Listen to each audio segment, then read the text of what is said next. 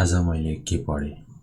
आज मैले Chapter 6 of Law, which is the Labor Act 2074, and Chapter 6 of Assurance, which is confidentiality, त्यो पढेँ. And first, let's start with Chapter 6 of Law, which is the Labor Act 2074. First, let's start with an introduction and small brief history.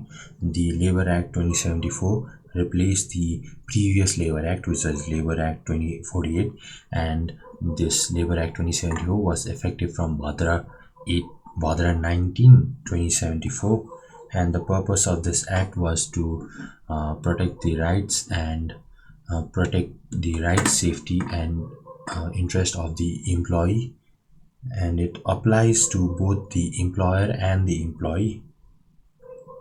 So first, let's start with the objectives and scope. The objectives and scope of the Labor Act is protection, elimination, balance, and promotion. First, not protect. The Labor Act protects the rights, safety, and interest of the employee. The Labor Act, and second, balance. It balances the responsibilities of the employee and the employer. Elimination, it eliminates any kind of labor exploitation, and it promotes productivity and fair working environment. And who is not who does not come under the Labor Act, or who कसलाई चाहिँ Labor Act applicable छैन? Labor Act is not applicable to civil servants, the army, the Nepal Army, Nepal Police, and the Armed Police Force (APF), and also it is not applied to workers of special economic zones where special economic zones industries established छ भने त्यहाँको वर्कर्सलाई यो applicable हुँदैन. As special economic जोन्समा establish भएको industries are mostly export promotion based industries, अनि त्यहाँ लेबर एक्ट एप्लिकेबल गरायो भने with the minimum hours working and all that, it will make the growth of the export industry rigid and slow, so it does not apply in special economic zone industries. And then it is not applicable to working journalists also.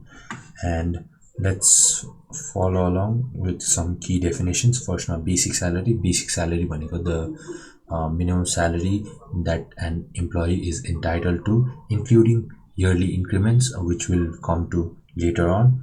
And then we got remuneration. Remuneration भनेको the total pay an employee gets, which includes both basic salary, dearness allowances, and other allowances. Employment contract. Employment contract भनेको a written agreement between the employee and the employer. And employer भनेको any person or organization which employs people, which gives jobs to people. Ani employment period भनेको the employment period भनेको the period where a worker is considered to be working under the same employer. And workplace भनेको any place a worker needs to be in order to do their work. And next we have applicability. Applicability भनेको चाहिँ कसलाई apply गर्छ? This applies to all the firms, industries, organizations, and corporations that involve in industry, trade, or service. And even if they are either they are finality. And then we have got applicability.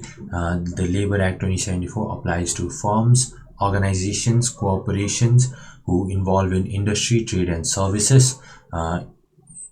Doesn't matter if they are profit oriented or non-profit oriented, and there is no headcount limit or headcount minimum standard for the applicability of Labor Act. But some laws like the labor committee formation is not applicable for organizations with less than 10 employees, because if there is less than 10 employees, there is no need for a labor committee, and the organization can directly talk to the employees themselves.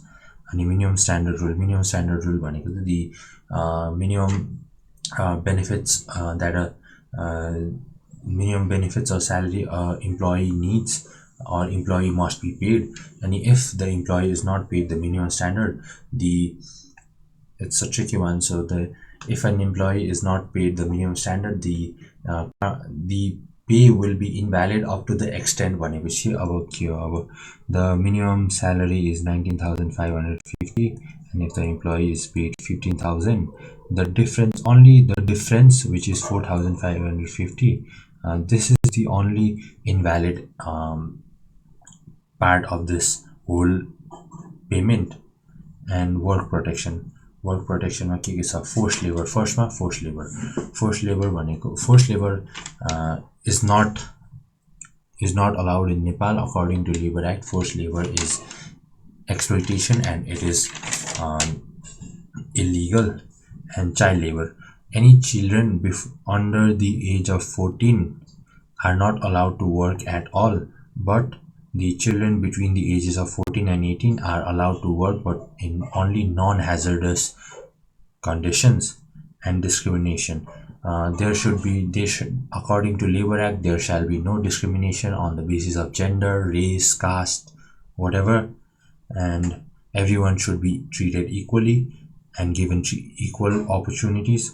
Right to unionize, every laborer or employee has the right to join a trade union. Right to remedy, if the labor laws are violated, every worker has the right to seek legal help and take legal action against the employer. Employment contract, as I've said, is a written agreement between employer and employer which helps protection of both of them, and this also defines the minimum pay, working environment, working conditions, and working hours of the employee. And we got types of employment. First we got regular भनेको चाहिँ your average full-time workers, and then we have got task based means specific project based employment which only lasts up till the completion of that specific task. And time based is a periodic based employment where the employment only lasts for a certain period of time. Casual employment भनेको the employees who work for less than 7 days a month. And we got त्यसपछि part-time workers are similar to full-time workers, but they only work 4 hours a day or 4 hours a day or 4 hours a day or 24 hours a week.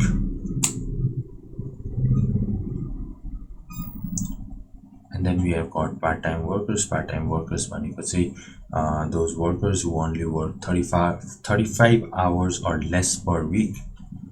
And then we have got employment relationship भनेको चाहिँ the relationship between an employee and an employer, and which begins from the first day of work. And if there is any disputes between between the employer and employee, the labor office decides and takes decisions and takes action. And this is probation भनेको चाहिँ sample or testing period जस्तै हो. And in probation period, minimum probation period भनेको चाहिँ maximum period भनेको चाहिँ 6 months हो. And in this 6 months, if they have unsatisfactory performance, the organization is allowed to fire them. But if they are not fired within 6 months and they continue, they are assumed to be employed in that organization. And then change in ownership, if there's any change in ownership of the organization, the employment is not affected, and the rights, safety, and interests of the employees are respected by the new employer as well. And layoff provision, if there is any scarcity of funds or scarcity of resources or any special circumstances under which the employee is not able to reach the work area, they are considered to be laid off, in which they are still paid 50% of their basic remuneration.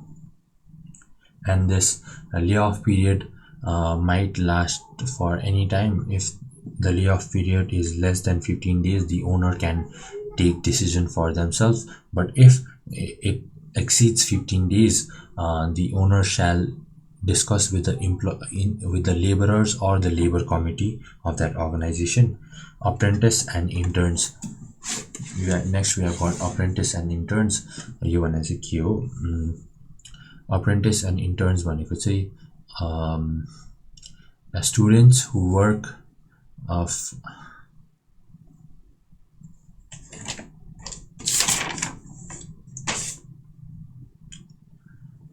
Next we have apprentice and interns.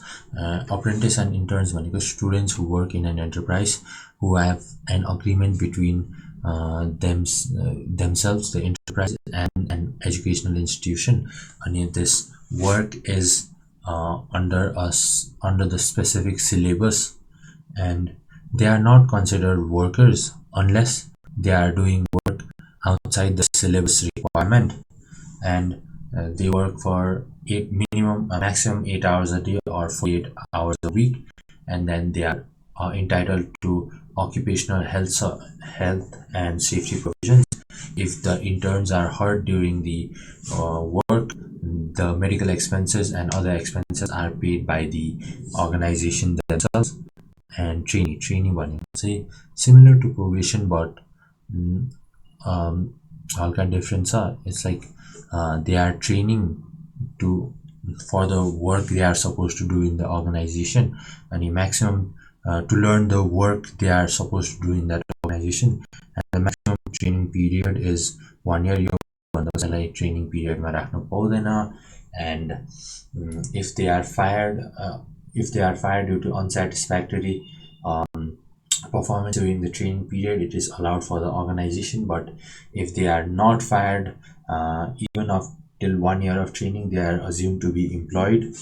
And this is the part-time employment. Part-time employees are मैले भने जस्तै the people who work for 35 hours a week or less.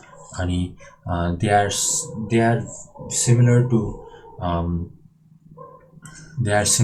full-time employees. They are just paid proportionately according to the hours worked, and they are still entitled to social security benefits like sick leaves, provident fund, insurance, and all.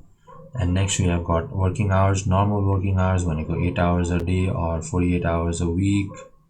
And the rest and break 30 minutes. Every employee gets 30 minutes break after every 5 hours of continuous work. And overtime limit भनेको 4 hours a day, or how much, 24 hours a week, I guess. Yes, 4 hours a day or 24 hours a week. And the overtime pay is if an employee works overtime hours, they are paid 1.5 times their basic remuneration. And forced overtime is not allowed. And substitute भनेको चाहिँ के हो? I'll give an example. If suppose I'm working this week and my holiday which is once a week is on Saturday, and I have to work on Saturday. If my organization does not give a substitute holiday in the next week or the following weeks, that day, the day I worked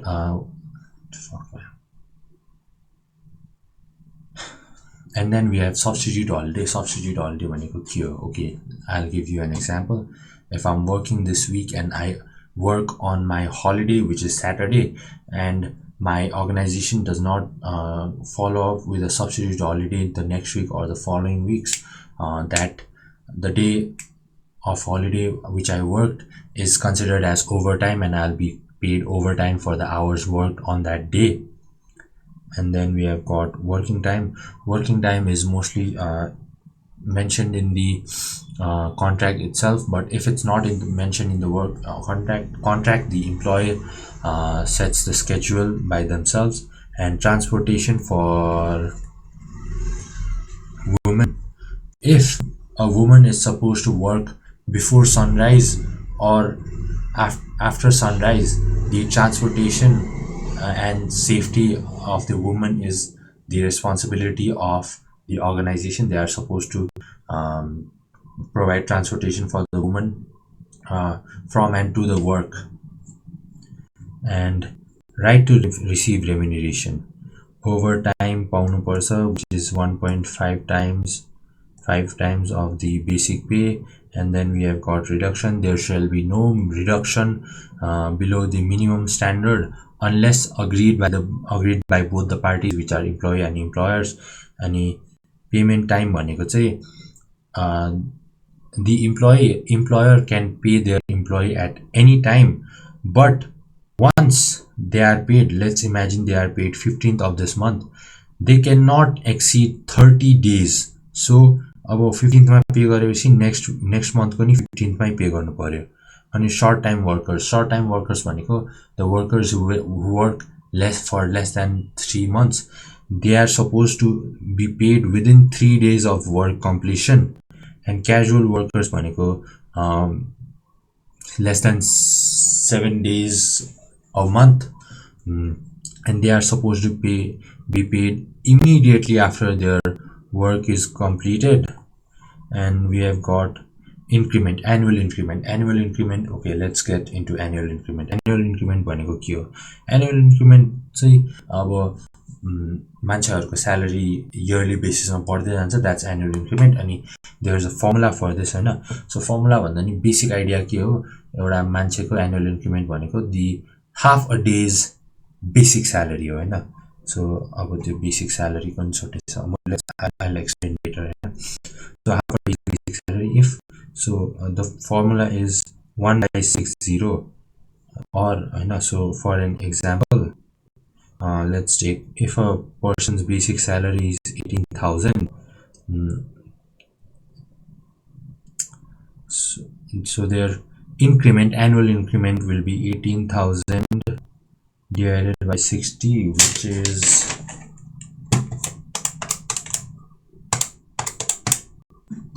300. So their annual increment is 300 rupees. And then we have got festival allowance भनेको as we normal मान्छेको बोलीचालामा दसैँको bonus or चाडपर्वको allowance भनौँ होइन. According to Labor Act, the festival allowance is paid according to the need of or want of the employee. And so त्यसको मतलब के हो, दसैँमा मात्रै लिनुपर्छ भन्ने छैन. If someone wants to take it in other festival like Chhath or Losar or even Shivaratri, they can request their employer to be paid on that specific festival by submitting a written document. But if an employee does not do that, they are paid normally during Dashain. And this is the हाम्रो बुकमा चाहिँ अब past इयरको छ, तर यो fiscal इयरमा minimum salary बढेको छ, which is monthly is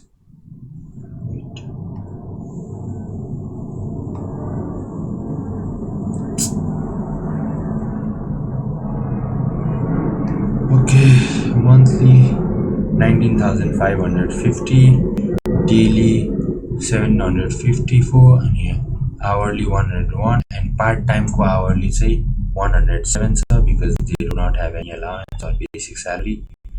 That's it for chapter 6 of law. Now let's move on to chapter 6 of assurance. So what is confidentiality? Confidentiality is the state of keeping or being kept a secret. And it's a core ethical principle of a professional accountant. So a professional accountant is supposed to maintain confidentiality about the sensitive information of their client or the organization they are working for. But there are some exceptions. One exception, to be specific, if the accountant is legally required to report the information, they need to report the information to the concerned authorities. why is confidentiality important? Is important because uh, it builds trust, and it protects an organization from external harm, and it keeps the organization in edge, keeps the organization one step ahead of their competitions. And the key rules of confidentiality is that we should not discuss important or sensitive information about the client inside the firm unless necessary. If we are supposed to share information with our colleagues, only share professionally required, which is चाहिने information or मात्रै. We should not discuss about other unnecessary information which might be sensitive. And then we should not uh, talk about clients information in the public where we can be overheard. And then we have got data protection, or in Nepal data protection is in Nepal त्यसको लागि लजहरू छ, which is Data Act 2079, Individual Privacy Act 2074, and Individual Privacy Regulation 2077. And there is officially no data protection regulators in Nepal, but according to Data Act 2079, a data office, yeah, or data act or data office is a national data office is supposed to be established in order to regulate and enforce these acts in Nepal. And next we have got safeguards to confidentiality. Prevent there are two safeguards, which is preventing accidental disclosure and preventing deliberate disclosure. So in accidental disclosure, do not discuss about client matters outside the firm, avoid disclosure with colleagues, and never अनि त्यसपछि to never leave important sensitive files or sensitive information open in laptop unattended. And त्यसपछि we need to use safe electronic systems to transmit and communicate sensitive information without any leakage. And then prevent deliberate unauthorized disclosure. अब जानी जानी अब unauthorise डिस्क्लोजरहरू कसरी prevent गर्ने भन्दाखेरि कुनै पनि इन्फर्मेसन कम्युनिकेट गर्नुभन्दा अगाडि आफ्नो सिनियर स्टाफलाई सोध्ने, अनि इफ रिक्वायर्ड बाई ल एउटा लिगल एडभाइस सिक गर्ने बिफोर डिस्क्लोजिङ एनी इन्फर्मेसन. अनि त्यसपछि disclosure of confidential information. Accountants may disclosure of confidential information. Accountants may disclose information only when it is permitted by law and consented by the client, or it is required by law, or it is professional duty.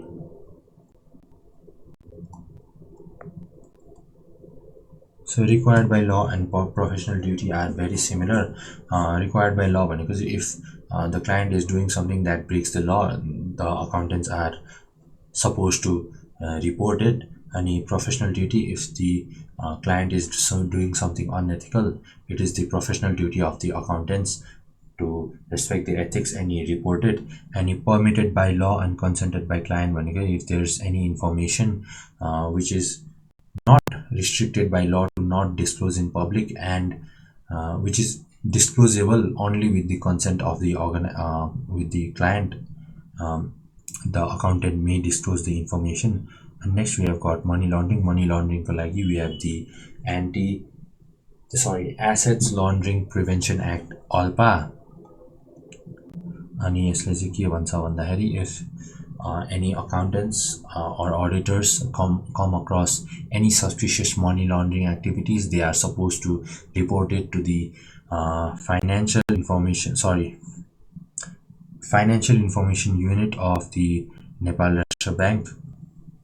And this is the indications of money laundering are unusual related party transaction. Related party भनेको चाहिँ कुनै पनि organization को sub organization or अब directors को related directors को or directors को relatives को organization सँग unusual amounts को transaction छ भने that's an indication of money laundering. If there is excess too much cash transactions छ भने पनि that's a sign of money laundering. अनि त्यसपछि if there are costs missing in financial statements त्यो पनि एउटा indication हो.